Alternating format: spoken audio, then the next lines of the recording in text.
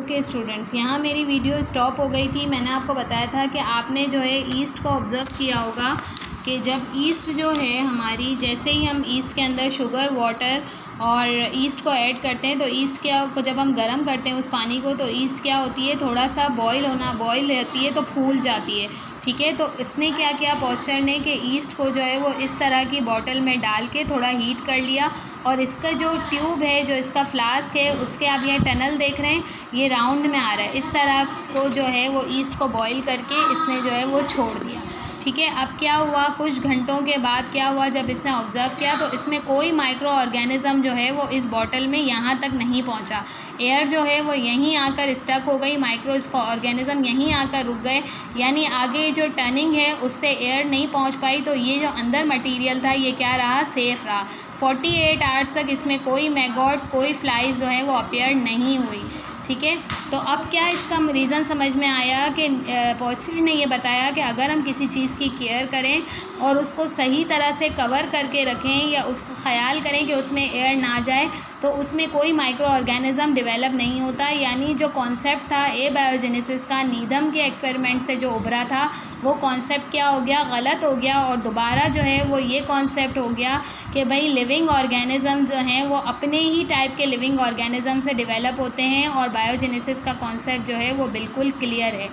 ठीक है, posture experiments की ये डायग्राम है, नीदम एक्सपेरिमेंट की ये डायग्राम है, और यहाँ पर मैं आपको बताऊँ जो आपके नोट्स हैं, नोट्स में देखें, यहाँ ये नीदम एक्सपेरिमेंट की डिस्क्रिप्शन है, ये इसकी डायग्राम है, और ये पॉस्चर एक्सपेरिमेंट की डिस्क्रिप्शन है, और ये इसकी डायग्राम है। जब मेरे लेक्चर को आप लोग एक्सप्लेन मैंने किया है उसको समझेंगी और इसको पढ़ेंगी तो आपको बहुत इजीली ये चीज़ें लर्न हो जाएंगी। जब भी आपका टेस्ट होगा तो इस एक्सपेरिमेंट के साथ आपको ये डायग्राम्स लाजमी तौर पर बनानी हैं। ठीक है, आपका ये वाला चैप्टर जो है वो ऑलमोस्ट ख़त्म होने वाला है। अब इसमें एक टॉपिक ऐसा था जिसको मैंने छोड़ा था, जो था ट्रांसलेशन ऑफ कुरानिक वर्सेस। ठीक है, ट्रांसलेशन ऑफ कुरानिक वर्सेस में हम हर साल 2 ही सिर्फ आती हैं कुरानिक वर्सेस, जो ओरिजिन ऑफ लाइफ के बारे में आती हैं कि किस तरह जो है इंसानी ज़िंदगी तख्लीक हुई। ठीक है, अब यहाँ पर ये वर्सेस लिखी हुई हैं, देखें लिखा हुआ है he is the creators of heavens and the earth, यानी वो अल्लाह ही है जिसने जन्नतें बनाई और जिसने ये दुनिया बनाई। ठीक है, और वो अल्लाह ही है जो तमाम चीज़ों का खालिक और मालिक है, और हर चीज़ पर उसी की कुदरत है। ठीक है, तो ओरिजिन ऑफ लाइफ की ये 2 कुरानिक वर्सेस हैं, तो ये अगर आप अपने पास लर्न कर लेंगी तो आपका ये कॉन्सेप्ट भी क्लियर हो जाएगा। ठीक है, अब मैं आप लोगों को इस चैप्टर के इम्पॉर्टेंट क्वेश्चंस बताती हूँ ताकि आप लोगों का कॉन्सेप्ट क्लियर हो जाए, और आप अपने पास इस क्वेश्चन को, जैसे मैंने एक रजिस्टर में लिखा है, आप लोग भी इसी तरह अपने पास इसको लिख लेंगी। ठीक है, ये देखें, आपने इस चैप्टर में कौन कौन से शॉर्ट सा क्वेश्चन आंसर याद करने हैं, इसके पेज नंबर भी मैंने लिख दिए हैं, और आगे आपको डिस्क्रिप्शन भी लिखी है कि किस तरह ये सारे शॉर्ट क्वेश्चन हैं जो आपको शॉर्ट में याद करने हैं, पेजेस नंबर भी आगे लिखे हुए हैं, और ये लॉन्ग क्वेश्चन हैं जो इस चैप्टर के लिए इम्पॉर्टेंट है। ठीक है, आप लोगों को मैं इसकी पिक्चर भी ग्रुप पे सेंड कर दूंगी, काइंडली आप लोग जो है वो लर्न करना शुरू कर दें। यहाँ आपने बायोलॉजी की ब्रांचेज़ याद कर ली थी। ठीक है, ये समझ लें आपका ये वाला क्वेश्चन जो है ब्रांचेज़ ऑफ बायोलॉजी और बायोलॉजिकल मेथड, मैंने आपको कहा था आपने लर्न करके रखना है। ये 2 क्वेश्चन आपके हो गए हैं।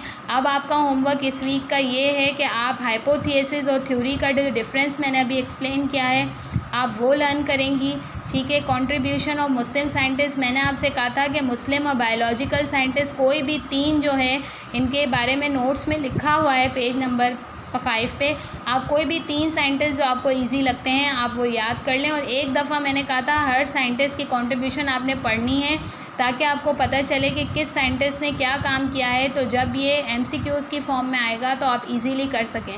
और ये देखें कुरानिक वर्सेस जो मैंने अभी आपसे कहा, वही 2 कुरानिक वर्सेस आपको याद करनी है। एबायोजेनेसिस और बायोजेनेसिस का डिफरेंस मैंने अभी जस्ट एक्सप्लेन किया है, और नीदम एक्सपेरिमेंट भी। ठीक है, तो आपका ये आज का होमवर्क है कि आप ये वाला क्वेश्चन हाइपोथेसिस एंड थ्योरी और contribution of any 3 Muslim scientist आप याद कर लेंगी। ठीक है, फिर मैं आप लोगों का एक साथ जो टॉपिक हो गए हैं उनका MCQs की फॉर्म में टेस्ट लूँगी। ठीक है, अब आप लोगों को ये चीज़ें क्लियर हो गई होंगी।